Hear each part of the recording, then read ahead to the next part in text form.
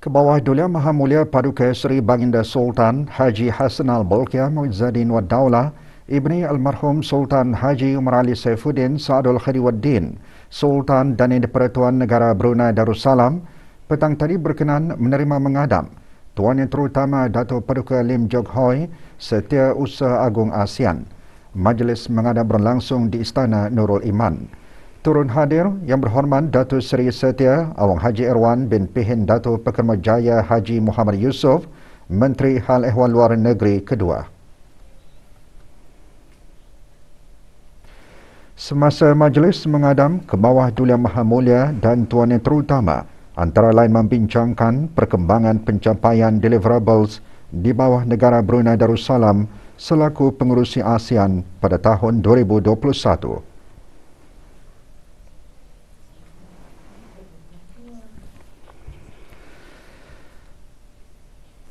174 dos vaksin telah diberikan kepada kanak-kanak berumur 5 hingga 11 tahun pada 15 April 2022 yang membawa kepada jumlah keseluruhan pemberian dos pertama vaksin kepada 9,490 dos iaitu 21.1% dalam kumpulan umur tersebut.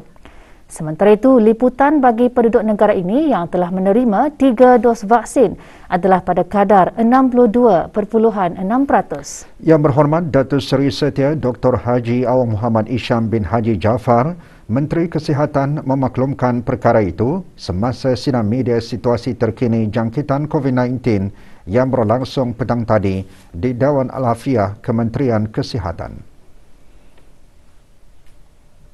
Banyak 210 kes baru telah dilaporkan, iaitu 175 kes hasil ujian ART dan 35 kes adalah hasil dari 1,071 ujian makmal RT-PCR.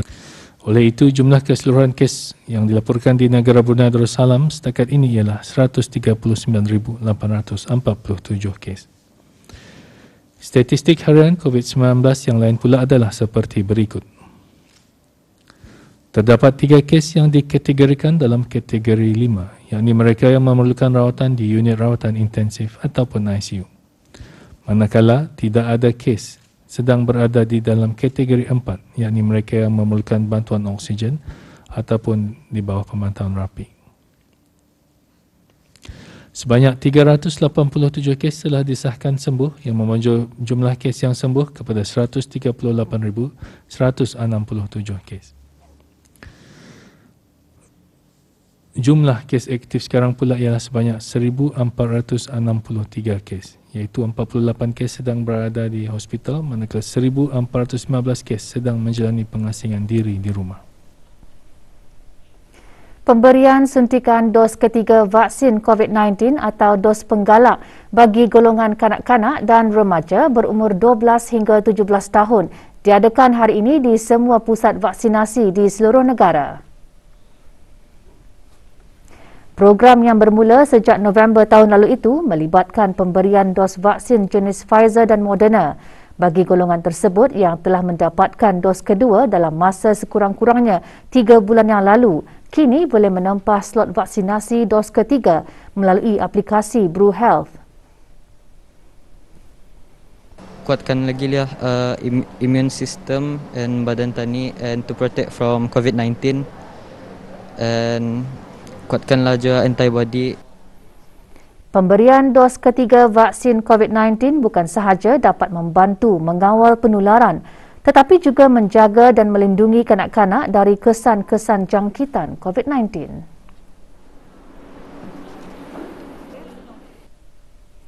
Majlis Sambutan Nuzul Al-Quran Peringkat Negara tahun 1443 Hijrah akan diadakan pada hari Isnin malam Selasa 17 Ramadan 1443 Hijrah bersamaan 18 April 2022 Masihi.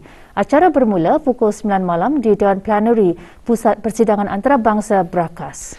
Pengisian majlis antaranya pengumuman keputusan musabaqah menghafaz Al-Quran beserta pemahamannya peringkat akhir kebangsaan bagi tahun 1443 Hijrah bersamaan 2022 Masihi. Bagi memastikan kelancaran sambutan, pagi tadi diadakan latihan penuh majlis tersebut. Hadir Yang Amat Mulia Pangeran Idris Setiadiraja Sabul Karim, Pangeran Anang Haji Idris bin Pangeran Maharaja Lela Pangeran Muda Abdul Kahar yang di-Pertua Adan Istiadat Negara selaku penasihan bersama jawatan kuasa tertinggi Majlis Sambutan Hari-Hari Kebesaran Islam Peringkat Negara tahun 1443 Hijrah. Dalam sama-sama mengawal dan membendung penularan wabak COVID-19, para jemputan hendaklah mematuhi garis panduan yang telah ditetapkan. Tempat sembahyang juga disediakan, press conference hall bagi jemaah lelaki dan surau ICC bagi jemaah perempuan. Tempat ketiga Yang Mulia Awal. Tema sambutan Majlis Nuzul Al-Quran bagi tahun 1443 tahun ini iaitu bertemankan Al-Quran sepanjang zaman, iaitu apabila kita bertemankan Al-Quran, sudah pastinya kita akan perolehi kecemerlangan dan keberkatan hidup di dunia dan akhirat. Jabatan Perdana Menteri dan jabatan-jabatan di bawahnya petang tadi mengadakan majlis penutupan tadarus Al-Quran bagi jabatan berkenaan. Acara yang dikelolakan oleh Jabatan Keselamatan Dalam Negeri dan Biro Mencegah Rasuah dengan kerjasama Jawatan Kuasa Takmir Masjid itu diadakan di Masjid Kampung Sungai Hancing. Majlis dimulakan dengan penyampaian sumbangan wakaf berupa barang keperluan masjid yang diserahkan oleh Yang Berhormat Datuk Seri Setia Haji Awang Tun Mukti bin Haji Muhammad Daud, Menteri di Jabatan Perdana Menteri, kepada Awang Haji Abdul Malik bin Haji Jumat, Imam Masjid berkenaan. Majlis diteruskan dengan bacaan surah Al-Fatihah disusuli dengan tadarus Al-Quran.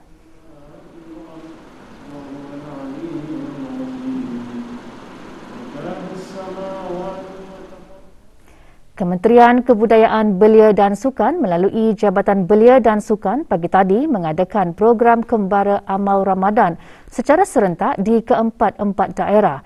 Program ini menumpukan pada aktiviti tadarus dan khatam Al-Quran Belia di masjid-masjid terpilih dan ziarah ke kediaman-kediaman golongan yang kurang berkemampuan. Di daerah Tutong terdahulu, Yang Berhormat Major Jeneral Bersara Datuk Paduka Seri Awang Haji Amiduddin Ehsan bin Pin Orangkaya Saiful Muluk Datuk Seri Paduka Haji Abidin, Menteri Kebudayaan Belia dan Sukan menyerahkan sumbangan di 3 buah kediaman penerima. Sementara Dayang Hajah Nur Ashikin binti Haji Johari, Setiausaha Tetap Kemasyarakatan dan Kebudayaan, Kementerian Kebudayaan Belia dan Sukan menyerahkan sumbangan di 2 buah kediaman. Acara diteruskan dengan program tadarus dan khatam Al-Quran Belia di Masjid Kampung Bukit Udal.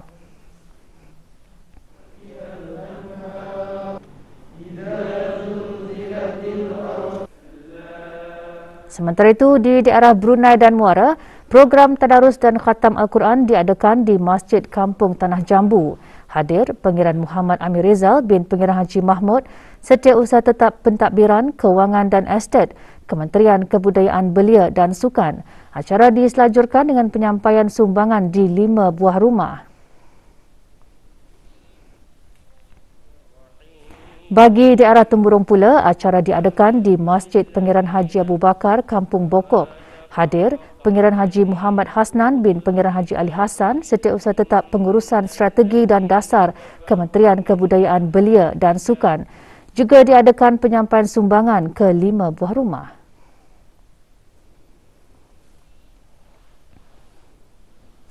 Manakala di daerah Belait, program diadakan di Masjid Muhammad Jamalul Alam. Antara yang menyertai Awang Muhammad Yasin bin Haji Ahmad, pemangku pegawai daerah Belait. Acara diteruskan dengan penyerahan sumbangan di 5 buah rumah. Rombongan diketuai oleh Dayang Hajah Fauziah binti Haji Abdul Hamid, pemangku Timbalan Setiausaha Tetap Kebudayaan Kementerian Kebudayaan Belia dan Sukan.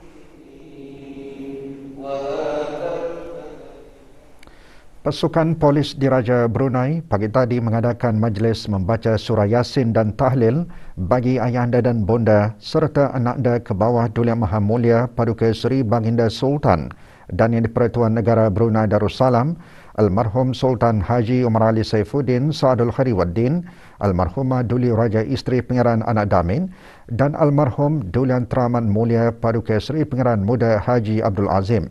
Majlis berlangsung di Kubah Makam Diraja. Hadir Datuk Paduka Seri Haji Awang Muhammad Irwan bin Haji Hambali, Pesuruhjaya Polis.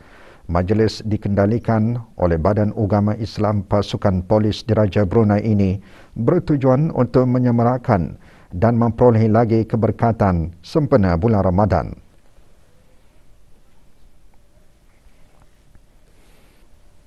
27 orang peserta dari beberapa kementerian menamatkan program pembangunan eksekutif bagi pegawai pengurusan pertengahan EDP MMO kali ke-32 yang dijalankan selama 3 bulan. Petang tadi diadakan majlis sijil diadakan di salah sebuah hotel di Gadong.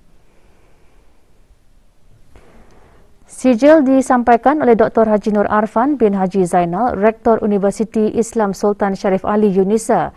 Program merupakan satu latihan inovatif dan program pembangunan untuk menyediakan dan membekalkan peserta program dalam meningkatkan kepimpinan dan kemahiran pengurusan. Majlis dianjurkan oleh Yunisa.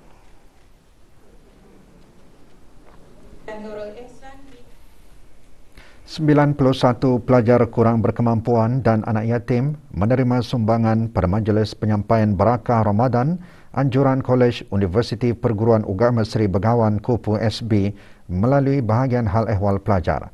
Penyampaian sumbangan secara pandu lalu berlangsung pagi tadi di Kupu SB. Sumbangan disampaikan oleh Datin Dr. Haja Nur Hira binti Haji Nur Kasih, pemangku penolong Rais Kupu SB. Para penerima terdiri daripada pelajar dan anak yatim yang terpilih daripada kalangan warga Kupu SB. Majlis merupakan acara tahunan di bawah program Ihya Ramadan yang antaranya bertujuan mengambil iktibar perkara berkebajikan daripada perilaku Rasulullah SAW pada bulan Ramadan agar dapat diteruskan dalam bulan-bulan seterusnya.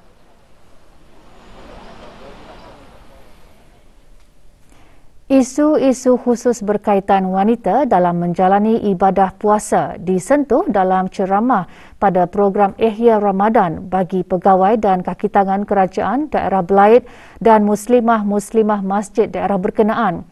Majlis diadakan pagi tadi di Masjid Rancangan Perumahan Negara RPN Kampung Pandan. Ceramah bertajuk Fikih Puasa bagi Perempuan bertujuan untuk memberi pengetahuan kepada masyarakat awam tentang permasalahan yang dihadapi wanita semasa berpuasa. Majlis dianjurkan bersama oleh Pejabat Hal Ehwal Masjid Daerah Belait, Ahli Jawatan Kuasa Takmir Masjid dan Kelab Belia Masjid serta dihadiri oleh lebih 200 peserta.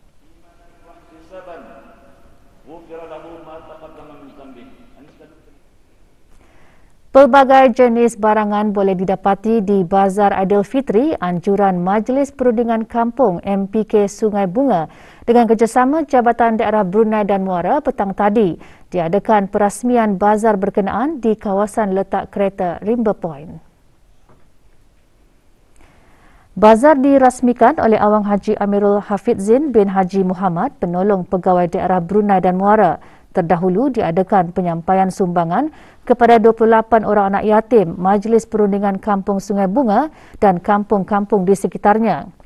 Bazar disertai oleh para pengusaha tempatan dan luar negara. Sementara itu, MPK Sungai Bunga yang aktif dalam kegiatan perekonomian juga menjual pelbagai jenis kuih muih bagi memudahkan orang ramai mendapatkan juadah persungkaian dan sambutan Hari Raya Aidilfitri. Bazar diadakan sehingga hujung Ramadan. Seorang lelaki tempatan ditahan kerana didapati membawa 11 bungkusan dan kotak mengandungi bunga api dan mercun pelbagai jenis.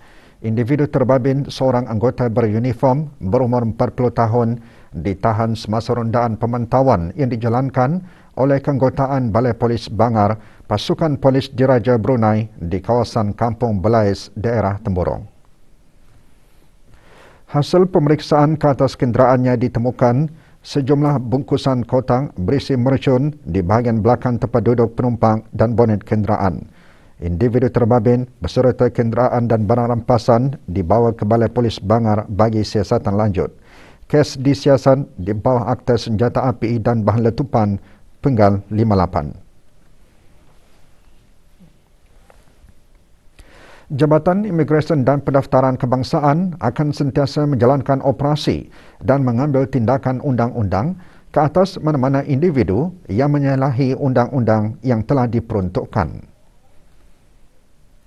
Dalam operasi tumpas yang disasarkan ke atas beberapa buah gerai makanan dan sayur di kawasan Mukim Brakas A dan Mukim Brakas B, 12 orang warga asing telah diarah untuk melapor diri ke bahagian penguatkuasa undang-undang Jabatan Imigresen dan Pendaftaran Kebangsaan.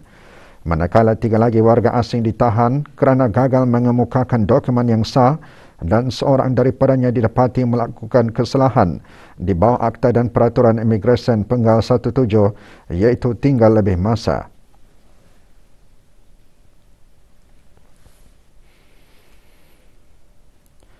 Sementara dalam operasi berasingan di sebuah bilik sewa di kawasan bangunan perniagaan di Mukim Gadong, pihak berkuasa menahan 2 warga asing yang dilaporkan lari dari majikan. Mereka telah dibawa ke bahagian penguatkuasa undang-undang Jabatan Imigresen dan Pendaftaran Kebangsaan untuk disiasat.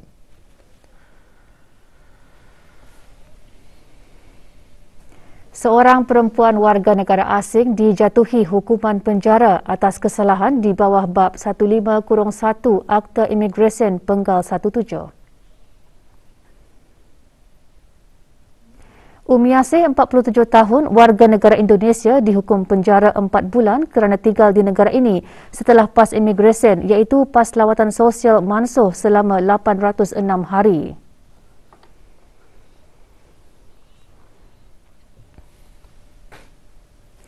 Sebahagian daripada Jalan Tengah berhampiran persimpangan Jalan Tengah, Jalan Setia Diraja, daerah Belait akan ditutup sementara esok selama sehari bermula pukul 7 pagi. Jabatan Kerja Raya Kementerian Pembangunan dalam secara akhbarnya memaklumkan penutupan adalah bagi membolehkan kerja-kerja pembaikan jalan berkenaan dapat dilaksanakan. Sehubungan itu, para pengguna jalan raya tersebut adalah dinasihatkan untuk sentiasa berhati-hati di samping mematuhi tanda-tanda lalu lintas demi mengelakkan perkara-perkara yang tidak diingini.